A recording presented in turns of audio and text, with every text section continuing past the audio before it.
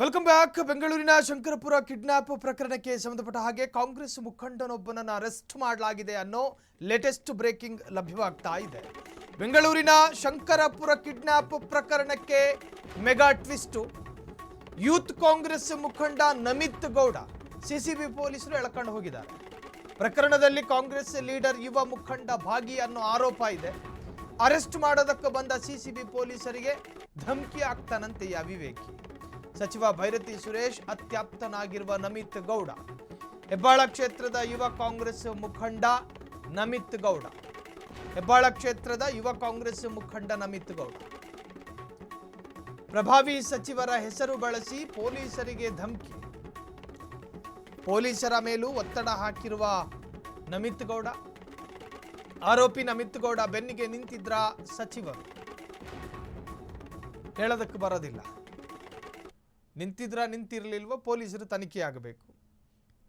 ಬೆಂಗಳೂರಿನಲ್ಲಿ ಶಂಕರಪುರ ಅನ್ನೋ ಪ್ರದೇಶ ಇದೆ. ಆ ಪ್ರದೇಶದಲ್ಲಿ ಕಿಡ್ನಾಪ್ ಪ್ರಕರಣ ಒಂದು ಈ ಹಿಂದೆ ಬಯಲಿಗೆ ಬಂದಿತ್ತು. ಆ ಪ್ರಕರಣಕ್ಕೀಗ ನೋಡಿ, ಪೊಲೀಸರು ಭೇದಿಸ್ತಾ ಇರಬೇಕಾದ್ರೆ ಆ ಇನ್ವೆಸ್ಟಿಗೇಷನ್ ನಡೆಸುವಂತಹ ಸಂದರ್ಭದಲ್ಲಿ ಪ್ರಕರಣಗಳಿಗೆ ತಿರುವುಗಳು ಸಿಗ್ತವೆ. ಆ ತಿರುವುಗಳು ಟ್ವಿಸ್ಟ್ ಆಗಿ ಪರಿವರ್ತನೆ ಆಗ್ತವೆ. ನೋಡಿ, ನಮ್ಮ ಕಲ್ಪನೆಯಲ್ಲಿ ಯಾರೂ ಇದರಲ್ಲಿ ಭಾಗಿಯಾಗಿರ್ಲಿಕ್ಕಿಲ್ಲ ಅನ್ನೋ ಭಾವನೆಗಳಿರ್ತಾವೆ ನೋಡಿ. ಅಂತಹ ಸಂದರ್ಭದಲ್ಲಿ ಸಡನ್ ಆಗಿ ಅನಿರೀಕ್ಷಿತವಾಗಿ ಈ ವ್ಯಕ್ತಿ ಇದರಲ್ಲಿ ಭಾಗಿಯಾಗಿದ್ನ, ಅದು ಮೆಗಾ ಟ್ವಿಸ್ಟು. ನೋಡಿ, ಇವರುಗಳ ಬಗ್ಗೆ ಯಾರಿಗೂ ಕೂಡ ಒಂದು ಸಣ್ಣ ಹಿಂಟು ಕೂಡ ಇರಲಿಲ್ಲ, ಇವರೆಲ್ಲರೂ ಇನ್ವಾಲ್ವ್ ಆಗಿರ್ತಾರೆ ಅನ್ನೋದು. ಏಕಾಏಕಿ ಸಿಸಿಬಿ ಪೊಲೀಸರು ಅರೆಸ್ಟ್ ಮಾಡಿದ್ದಾರೆ.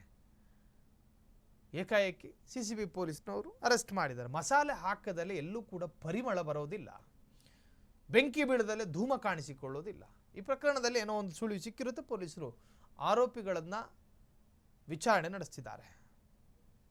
ಈ ಬಗ್ಗೆ ಹೆಚ್ಚಿನ ಡೀಟೇಲ್ಸ್ ಕೊಡೋದಕ್ಕೆ ನಮ್ಮ crime reporter Rohan Hiremath phone ಸಂಪರ್ಕದಲ್ಲಿ. ರೋಹನ್, ಈ ಪ್ರಕರಣಕ್ಕೆ ಸಂಬಂಧಪಟ್ಟ ಹಾಗೆ ಲೇಟೆಸ್ಟ್ ಅಪ್ಡೇಟ್ಸ್ಗಳು ಏನೇನಿದೆ ರೋಹನ್? ಸಾಹಿಲ್, ಶಂಕರಪುರ ಕಿಡ್ನಾಪ್ ಕೇಸ್ಗೆ ಈಗ ದೊಡ್ಡ ಒಂದು ಪೊಲಿಟಿಕಲ್ ಒಂದು ಟ್ವಿಸ್ಟ್ ಸಿಕ್ಕಿದೆ ಅಂತಾನೆ ಹೇಳ್ಬೋದು. ಈ ಪ್ರಕರಣದಲ್ಲಿ ಕಾಂಗ್ರೆಸ್ನ ಯುವ ಮುಖಂಡನ ಹೆಸರು ಕೂಡ ಕೇಳಿ ಬಂದಿತ್ತು. ಇನ್ನು ಸಿಸಿಬಿ ಪೊಲೀಸರು ನಮಿತ್ ಗೌಡ ಅಲಿಯಾಸ್ ಅಭಿಯಾನ್ ಅವರನ್ನ ಬಂಧಿಸಿದ್ದಾರೆ. ಯಾಕಂತಂದ್ರೆ ಹೆಬ್ಬಾಳ ವಿಧಾನಸಭಾ ಕ್ಷೇತ್ರದಲ್ಲಿ ಮಾಜಿ ಸದಸ್ಯ ಹಾಗೂ ಕೆಪಿಸಿಸಿ ಹೆಬ್ಬಾಳ ಘಟಕದ ಪ್ರಧಾನ ಕಾರ್ಯದರ್ಶಿ ಆಗಿರೋ ಈ ಆರೋಪಿ ಈಗ ಬಂಧನ, ರಾಜಕೀಯ ವಲಯದಲ್ಲಿ ಕೂಡ ಈಗ ಚರ್ಚೆಗೂ ಕೂಡ ಕಾರಣವಾಗಿದೆ. ಏನು ತನಿಖೆ ವೇಳೆ ಪೊಲೀಸರಿಗೆ ಸಿಕ್ಕಿರ್ತಕ್ಕಂಥ ಈ ಒಂದು ಮಾಹಿತಿಯ ಪ್ರಕಾರ ಆರೋಪಿ ಏನು ನಮಿತ್ ಗೌಡ ಹಲವು ಒಂದು ಪ್ರಭಾವಿ ಕಾಂಗ್ರೆಸ್ ನಾಯಕರ ಜೊತೆಗಿನ ಒಂದು ಫೋಟೋಗಳು ಸಾಮಾಜಿಕ ಜಾಲತಾಣದಲ್ಲಿ ಕೂಡ ಪೋಸ್ಟ್ ಮಾಡಿ ತನ್ನ ಪ್ರಭಾವವನ್ನು ಕೂಡ ಬಿಂಬಿಸ್ಕೊಳ್ತಾ ಇದ್ದ ಅನ್ನುವಂಥದ್ದು ಕೂಡ ಈಗಾಗಲೇ ಹರಿದಾಡಿತ್ತು. ಇನ್ನು ಇದೇ ಇವನು ಮಾಜಿ ಮುಖ್ಯಮಂತ್ರಿ ಆಗಿದ್ದಂತ ಮಾಜಿ ಮುಖ್ಯಮಂತ್ರಿ ಸಿದ್ದರಾಮಯ್ಯ ಮತ್ತು ಸಿಎಂ ಡಿ.ಕೆ. ಶಿವಕುಮಾರ್ ಸೇರಿದಂತೆ ಹಲವು ನಾಯಕರು, ಒಂದು ಸಿನಿಮಾ ನಟರು ಮತ್ತು ಹೋರಾಟಗಾರರ ಜೊತೆನೂ ಕೂಡ ಫೋಟೋ ಬಳಸ್ಕೊಂಡು ಬಿಲ್ಡಪ್ ಕೊಡ್ತಾ ಇದ್ದ ಅನ್ನೋ ಕೂಡ ಅನ್ನೋ ಆರೋಪ ಕೂಡ ಕೇಳಿ ಬರ್ತಾ ಇತ್ತು. ಬಂಧನದ ವೇಳೆ ಕೂಡ ಈಗ ಆರೋಪಿ ತನ್ನ ಪ್ರಭಾವವನ್ನು ಪ್ರದರ್ಶಿಸ್ತಾನೆ. ನಾನು ಯಾರು ಗೊತ್ತಾ, ನಮ್ಮ ಬಾಸ್ ಯಾರು ಗೊತ್ತಾ ಅನ್ನುವಂಥದ್ದು ಕೂಡ ಅಲ್ಲಿ ಪ್ರದರ್ಶನ ಮಾಡಿರುವಂತದ್ದು. ಇನ್ನು ಸಿಸಿಬಿ ಅಧಿಕಾರಿಗಳ ಎದುರೇ ಒಂದು ಧಮಕಿ ಹಾಕಿರುವಂತ ಆರೋಪಿ ಈಗ ಕಾನೂನು ಚೌಕಟ್ಟಿಗೆ ಈಗಾಗಲೇ ಒಳಗಾಗಿದೆ ಅಂತ ಹೇಳ್ಬೋದು. ಇದರಲ್ಲಿ ಮತ್ತೊಂದು ಗಂಭೀರ ಆರೋಪ ಏನಂತಂದ್ರೆ, ಸರ್ಕಾರದ ಒಂದು ಪ್ರಭಾವಿ ಸಚಿವರ ಹೆಸರನ್ನು ಬಳಸಿಕೊಂಡು ಪೊಲೀಸರ ಮೇಲೆ ಕೂಡ ಒತ್ತಡ ತರೋಕ್ಕೂ ಕೂಡ ಯತ್ನಿಸ್ತಾ ಇದ್ದ ಅನ್ನುವಂಥದ್ದು ಆರೋಪ ಕೇಳಿ ಬಂದಿತ್ತು. ಏನು ನಮಿತ್ ಗೌಡರನ್ನ ಪ್ರಭಾವಿ ಸಚಿವರ ಕಡೆಯಿಂದ ಕೂಡ ಪೊಲೀಸರಿಗೆ ಕರೆ ಕೂಡ ಮಾಡಿಸ್ತಾ ಇದ್ದ ಅನ್ನೋ ಕೂಡ ಆರೋಪ ಇತ್ತು. ಇನ್ನೊಂದೆಡೆ ಏನು ಹಿರಿಯ ಪೊಲೀಸ್ ಅಧಿಕಾರಿಗಳು ಎದುರೇ ನಮ್ಮ ಬಾಸ್ ಯಾರು ಗೊತ್ತಾ ಅನ್ನುವ ರೀತಿ ಎಲ್ಲ ಕೆಲವೊಂದಿಷ್ಟು ಪ್ರಭಾವವನ್ನ ಬೀರು, ಕೆಲವೊಂದಿಷ್ಟು ಈ ತರ ಡೈಲಾಗ್ ಗಳನ್ನ ಹೇಳ್ಕೊಂಡು ಈ ತರ ಒಂಥರ ರೌಡಿಸಂ ತರ ವರ್ತನೆಯನ್ನು ಕೂಡ ಮಾಡ್ತಾ ಇದ್ದಂತ ಕೂಡ ಈಗ ಎಲ್ಲವೂ ಕೂಡ ಆರೋಪ ಕೇಳಿ ಬಂದಿತ್ತು.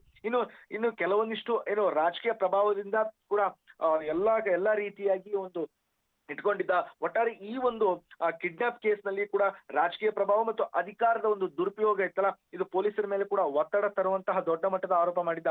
ಒಟ್ಟಾರೆ ಆ ಪ್ರಭಾವಿ ಸಚಿವರು ಯಾರು, ನಿಜಕ್ಕೂ ಪೊಲೀಸರಿಗೆ ಕರೆ ಮಾಡಿದ್ಯಾರು ಅನ್ನುವಂಥದ್ದು ಎಲ್ಲವನ್ನು ಕೂಡ ತನಿಖೆ ಮುಖಾಂತರ, ಇನ್ವೆಸ್ಟಿಗೇಷನ್ ಮುಖಾಂತರ ಒಂದು ನಿಜಾಂಶ ಕೂಡ ಆಚೆ ಬರ್ಬೇಕಂತಾನೆ ಹೇಳ್ಬೋದು ಸಾಹಿಲ್.